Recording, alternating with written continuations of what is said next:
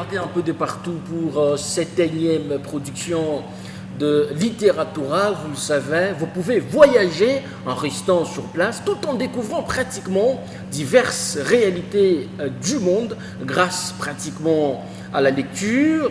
La culture, là, nous sommes en train, n'est-ce pas, de la promouvoir ici chez nous en République démocratique du Congo. Aujourd'hui, nous allons donc vous présenter cette ébauche intitulée La frise chronologique des noms.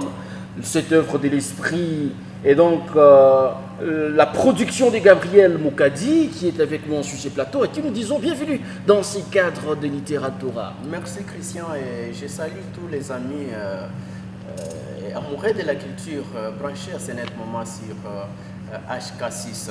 Gabriel Moukadi, c'est un analyste politique, sportif, et donc je suis formé pour analyser. Et alors là, nous sommes devant un document intitulé La frise chronologique d'un homme. Bien avant celui-ci, j'ai déjà publié plusieurs recueils, dont études rationnelles de quelques paramètres footballistiques et football, le travail de l'ombre. Comme nous sommes dans une série de frises, vous vous rappelez bien que bien avant ces recueils, il y a un autre recueil que j'ai intitulé La frise inférentielle de la politique congolaise. Alors, cette frise inférentielle de la politique congolaise, c'était une analyse corrélationnelle entre politique et peuple. Alors aujourd'hui, je suis en train de parler des noms politiques comme vous l'avez déjà bien parlé. Alors, l'homme politique dont vous parlez dans cette ébauche, il s'agit bien du gouverneur de la province du Haut-Katanga, Jacques Kiaboula Katoué, que nous retrouvons déjà au niveau de la couverture. Pouvons-nous savoir la motivation d'écrire sur le gouverneur des provinces? En fait, nous avons peut-être une mauvaise culture de parler de la grandeur d'une personne seulement quand il est dans un cercueil. Mais quand quelqu'un a envie, on fait l'hypocrisie. Alors moi, je n'ai pas voulu me comporter de cette façon-là, raison pour laquelle j'ai pris la peine d'écrire sur la personne de Jacques Kiaboula Katoué, c'est-à-dire, c'est par rapport à tout ce que j'ai vu, c'est-à-dire la frise chronologique d'un homme. Ce n'est pas un récit biographique du gouffre, mais une étude scientifique basée sur des données statistiques. Ces données statistiques, ce sont des actions palpables que nous tous, nous sommes en train de contempler sur la vie de Lubumbashi, c'est-à-dire les routes et autres actions pour l'intérêt général de notre population. Alors, ou bien cette ébauche est scindée en deux chapitres. Vous parlez du portrait du gouverneur de province, mais également la vision de l'homme. C'est quoi l'opportunité aujourd'hui de parler du gouverneur Kiaboula et non pas une année avant ou attendre un peu plus tard qu'il finisse son mandat? Bon, moi je suis un statisticien. Quand je fais une étude, je fais ce qu'on appelle l'extrapolation. Je me base sur les données réelles, sur les données palpables pour prédire l'avenir. Raison pour laquelle je suis en train de Jacques Kiaboula Katoué. Dans le portrait, j'ai compris que c'est quelqu'un qui a connu une vie normale, comme nous tous ici. Donc, il a étudié dans des écoles pas extraordinaires. Il a fini, il a embrassé l'université, il a étudié, il a fini. Il a travaillé dans des entreprises privées bien avant d'arriver aussi dans les affaires de l'État. Et sur les plans politiques, c'est quelqu'un qui a commencé bien longtemps. Aujourd'hui, beaucoup l'ont connu juste quand il a été catapulté au poste du gouverneur, mais c'est quelqu'un qui a commencé la politique depuis longtemps. Dès l'arrivée de Mouzé, déjà, il était le secrétaire exécutif de l'AFDEL, district de Likasi. Donc, c'est quelqu'un qui n'est pas venu d'inéant. Donc, vous saluez son parcours. Effectivement, en faisant mes recherches, j'ai trouvé que c'est quelqu'un qui a connu quand même un parcours normal, qui n'a pas escamoté les étapes, qui n'a pas enjambé ou soit bypassé les étapes. C'est quelqu'un qui a marché pas à pas jusqu'à atteindre les points stratosphériques aujourd'hui, c'est-à-dire gérer la province du Haut-Katanga. Est-ce qu'il y a eu des doutes dans le chef de la population sur son parcours et que vous aviez jugé bon d'apporter la lumière après avoir mené certaines recherches afin de réunir les données essentielles? Pas du tout. Moi, je suis un écrivain, je suis un chercheur. Ce que je cherche, je dois le mettre à la place publique pour que tout le monde soit informé. C'est ce que j'ai fait. Je ne crois pas qu'il y a eu des doutes par rapport à ça. C'est un monsieur, je dirais, compétent. Depuis qu'il est à la tête de la province, j'ai compris que c'est quelqu'un qui fait au moins quelque chose. Il fait au moins quelque chose, mais attention, il fait la politique et dans la politique, on dit qu'il n'y a pas de cadeaux. Qu'est-ce que vous voulez dire par là? Il n'y a pas de cadeaux. Il n'y a pas de cadeaux. Y a-t-il eu des cadeaux quelque part? Bon, en fait, pas des cadeaux comme tel, mais en politique, quand vous chapeautez une institution, il y a toujours à côté ceux-là qui veulent vous remplacer. C'est ce que je voulais dire. C'est-à-dire, quand on est en politique, on doit s'attendre à tout. Alors, quelqu'un qui est dans une bonne dynamique comme Kiaboula, c'est mieux de le soutenir, voir la fin de son mandat pour palper en réalité ce qu'il a comme vision. Alors, bien compris, cher auteur, dites-nous dans son parcours, qu'est-ce qui vous a beaucoup plus marqué? Ici, nous sommes dans la première partie de cette ébauche, vous parlez de son portrait. Alors, qu'est-ce qui vous a beaucoup plus captivé quand vous êtes allé, ou vous êtes remonté dans le passé du gouverneur? Ce qui m'a beaucoup attiré l'attention, c'est l'intégrité. C'est quelqu'un qui est intègre et quelqu'un qui est franc et quelqu'un qui est, je dirais, prêt à servir, prêt à servir et courageux. Parce que dans mes recherches, j'ai compris qu'en 2006, il a postulé, il a échoué. Mais le courage, voilà un peu. Le courage m'a beaucoup attiré mon attention sur son parcours. Malgré qu'il a échoué, il a continué à travailler. Donc il lâche jamais prise. Oui, il a continué à travailler jusqu'à atteindre ses objectifs. Aujourd'hui, il est gouverneur de la province. Il est en train maintenant de travailler. Il est en train maintenant, ce qui était une abstraction, c'est devenu maintenant une réalité. Donc il est en train de travailler par rapport à ce qu'il avait comme vision pour cette province. Alors, puisque qu'il soit gouverneur. Vous parlez déjà de la vision. Et qu'est-ce que la population peut découvrir du contenu de ces deuxième chapitre de cette ébauche? Vous parlez de la vision de l'homme. C'est laquelle la population voudrait bien s'en imprégner? Bien avant de parler de la vision de l'homme, j'aimerais que je faire un petit pas en arrière quand je parlais de la politique. J'ai dit qu'en politique, il n'y a pas de cadeaux. Quand vous chapeautez une institution, à côté, il y a ceux-là qui veulent à ce que tu sois mis de côté et puisse prendre la place. Je vais parler de ce qui se passe des combines politiques. Quand on est gouverneur, on est dans un camp politique, on est combattu par d'autres personnes d'un camp adverse. Je vais parler aujourd'hui de l'union sacrée. Donc, le gouv, il était d'abord dans la coalition FCC-CACH, qui était une formule, n'est-ce pas? Une formule mise en place pour développer le pays.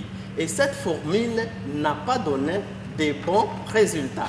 Raison pour laquelle on a changé la formule. Aujourd'hui, nous avons une autre formule qui s'appelle union sacrée. Union sacrée, en réalité, c'est quoi? En mathématiques, on parle de la redondance. La redondance, c'est quoi? Lorsqu'on a une équation, on résout une équation, on se réalise qu'à la fin de cette équation, le résultat de l'équation égale à l'équation du départ. C'est-à-dire, on n'a rien changé. Quand on résout une équation, c'est pour trouver une réponse. Mais vous vous rendez compte qu'à la fin, la réponse égale à l'équation du départ. Alors, il fallait changer de formule. Raison pour laquelle on a changé de formule pour mettre en place ce qu'on appelle union sacrée. Vos arguments sont toujours liés aux notions mathématiques. Effectivement. Maintenant, dans une formule, nous avons ce que nous appelons les données. Les données s'adaptent à la formule. Du moment où les gouvernements qui était dans une ancienne formule FCC Cash s'adapte à la formule Union Sacrée, il reste pour continuer son projet. C'est ce que je disais, en politique, il n'y a pas de cadeau. D'accord. Quelqu'un qui s'adapte, on doit le soutenir pourvu qu'il achève sa vision pour l'intérêt du peuple. Alors, dans la deuxième partie, déjà là, vous parlez de la vision de l'homme, vous parlez de l'homme se forme par la peine. Il a réussi à se former par la peine. C'est quelqu'un, comme nous avions parlé, c'est quelqu'un qui est courageux. Bien qu'il a échoué, il a continué à travailler. Il a travaillé, et il a eu la confiance de ses dirigeants politiques qui l'ont proposé pour qu'il soit aujourd'hui gouverneur. C'est-à-dire, dans la vie, il n'y a pas de facilité. Dans la vie, il faut travailler. C'est un bosseur, c'est un travailleur, raison pour laquelle je parle, l'homme se forme par la peine. D'accord. Il s'est formé aussi par la peine pour atteindre ses objectifs. Analyse mathématique de différentes actions. À quoi faites-vous allusion dans la réalisation pratiquement de sa vision? Jusque-là, vous ne nous avez pas encore dit, sûrement vous allez bientôt faire voir à la face du monde la vision dont vous parlez, que vous trouvez dans le chef du gouverneur. Je suis de l'école cartésienne. René Descartes, c'est mon idole scientifique. Il a dit ceci: j'ai de la passion pour la mathématique parce que toute affirmation mathématique est démontrable. Raison pour laquelle j'ai démontré les actions d'une manière mathématique, la vision de l'homme avec des formules mathématiques. Quand j'affirme que ce monsieur travaille, quand j'affirme que ce monsieur s'est encouragé, il faut que je démontre ça. Allez-y. Raison pour laquelle j'ai observé son travail, j'ai observé les routes qu'il est en train de construire. Alors, ces routes-là, je les ai assimilées à des paramètres mathématiques. Raison pour laquelle j'ai posé et je suis allé dans les méandres mathématiques, dans l'esprit. J'ai dit, je dois quand même démontrer la valeur de ces actions. J'ai posé, j'ai dit 2x. J'ai posé soit 2x, la valeur d'une route. La valeur d'une route, soit une avenue, comme nous avons ici, avenue Kassavou, j'ai posé que 2x, soit 2x, la valeur d'une avenue, par exemple, l'avenue Kassavou. Ces 2x représentent la valeur d'une avenue avant le gouffre Jacques Kaboula Kate. Maintenant, quand il prend ces 2x qui constituent la valeur d'une route, il l'intègre dans sa vision, ces 2x devient x carré. N'est-ce pas? Et quand nous donnons maintenant à x la valeur différente de 0, 1 et 2, vous verrez que la même route avant Kaboula et la même route après, soit pendant et après Kaboula, ne sera pas la même valeur. Après Kaboula, soit pendant son règne, la route a pris une autre valeur. Raison pour laquelle nous avons des routes avec séparateurs, avec lampadaires. C'est plus normal qu'on puisse soutenir une action pareille. Pourquoi nous avons un lampadaire? Pourquoi on n'a pas mis... Parce que bien avant lui, il y a d'autres gouverneurs qui ont construit des routes avec séparateurs, mais pas avec lampadaire. N'est-ce pas? Le lampadaire, c'est-à-dire nous sommes assurés que même s'il n'y a pas les courants, les routes seront éclairées parce que ça travaille avec les rayons solaires. C'est ce que j'ai expliqué là-bas dans la vision du gouverneur des provinces. C'est-à-dire, c'est quelqu'un qui était bien avant qu'il soit gouverneur en train de penser pour un peuple. Ce peuple au Katanga, il se disait un jour, si jamais je suis élu gouverneur, qu'est-ce que je peux faire pour mon peuple? C'est ce qu'il est en train de faire. En dehors de ça, dans d'autres secteurs, notamment agricoles, nous avions compris qu'il y a quelque chose qui s'est fait, d'où les prix même du sac de farine est resté presque les mêmes pendant un long moment. Depuis normal qu'on puisse soutenir cette action. Alors. Et attends, je vais ajouter aussi. Et quand cette valeur des X est intégrée, la route, soit l'action qu'il a menée, change de valeur. La valeur devient supérieure. Mais nous maintenant, la population, nous sommes aussi là, nous devons observer. Lorsque nous n'intégrons pas aussi ces 2x dans notre vision pour soutenir les gouverneurs, c'est-à-dire nous dérivons, nous faisons l'inverse. Je vous donne l'exemple. Les gouvernes est parti à Kipushi, il a inauguré l'éclairage public. Et à peine, quand il a tourné le dos, on a vu quelques-uns de nos compatriotes qui ont cassé les poteaux de ces courants électriques, qui ont cassé les poteaux. C'est-à-dire, ils ont dérivé les 2x qui avaient pris une autre voile, ils ont dérivé. Et quand on dérive les x carrés, ça devient 2x. C'est-à-dire, nous rentrons à la case du Alors, départ. bien compris. Vous rendez toujours mathématiques, je l'ai dit tout à l'heure. Pensez-vous que la population aura accès facile à vous comprendre au regard de l'observation faite sur le terrain, observation liée aux actions du gouverneur des provinces, qui constitue pratiquement le contenu de cette ébauche? Pensez-vous que cette façon d'argumenter peut faciliter la population à appréhender de la plus belle manière le message véhiculé au travers de cette œuvre de l'esprit? Effectivement, parce que la démonstration, je vous ai dit, c'est juste pour démontrer ce que je suis en train d'affirmer en tant que mathématicien. Mais en réalité, la population doit soutenir l'action du gouvernement. Pourquoi? C'est parce que c'est pour son intérêt. C'est pour son intérêt. Quand on construit une route avec séparateur, lampadaire, et toute la ville est éclairée, c'est-à-dire c'est pour l'intérêt des D'accord, vous l'aviez dit. Vous parlez quelque part de la paix sociale. Oui, la paix sociale. J'ai plusieurs fois vu les gouverneurs appeler les différents tribus qui résident dans la province du Haut-Katanga, parler avec eux pour prôner la paix sociale. Nous disons, j'étais en Zambie.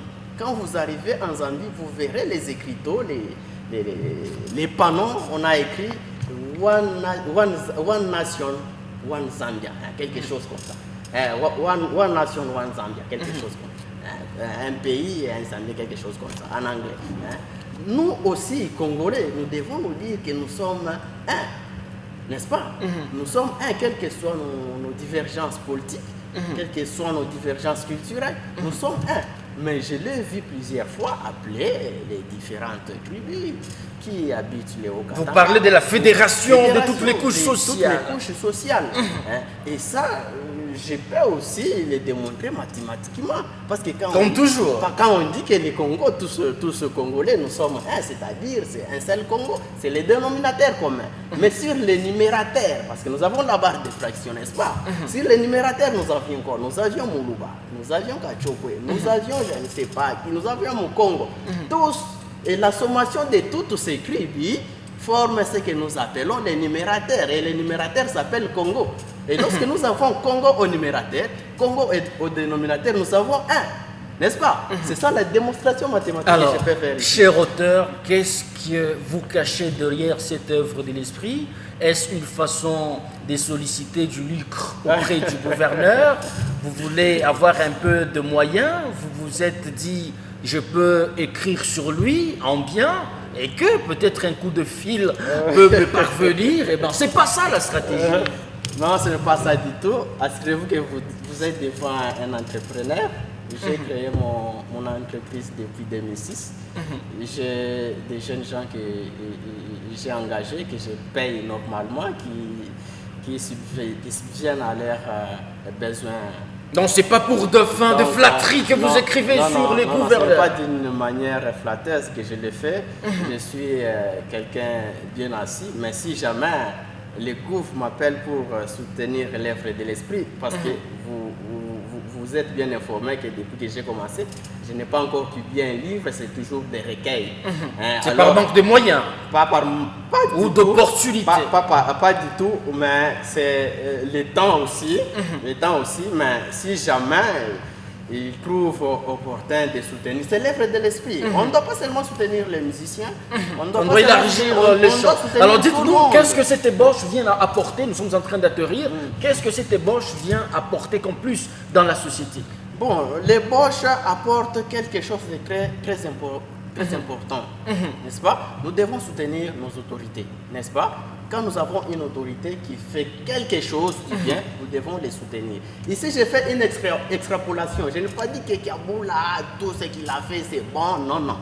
J'ai fait une extrapolation. Vous êtes basé sur l'échantillon. Oui, Alors, sur l'échantillon. votre numéro de contact, malheureusement, nous sommes pratiquement à la fin. Comment vous joindre? Bon, c'est toujours les mêmes numéros, 099 592 58 80. Vous êtes un peu rapide, allez-y lentement. 099 592 58 80. Bien avant, je crois que mes lecteurs vont un peu souffrir, bien avant que je puisse mettre ça à la place publique, j'aurais bien souhaité présenter ça officiellement. Merci. À l'intéressé qui est le gouverneur de... Merci d'être venu pour défendre votre œuvre de l'esprit, la frise chronologique des hommes. Merci Christian. Merci à vous qui nous avez regardé un peu de partout à travers la République démocratique du Congo. Nous vous retrouvons très prochainement avec la même détermination. D'ici là, portez-vous bien et à la prochaine.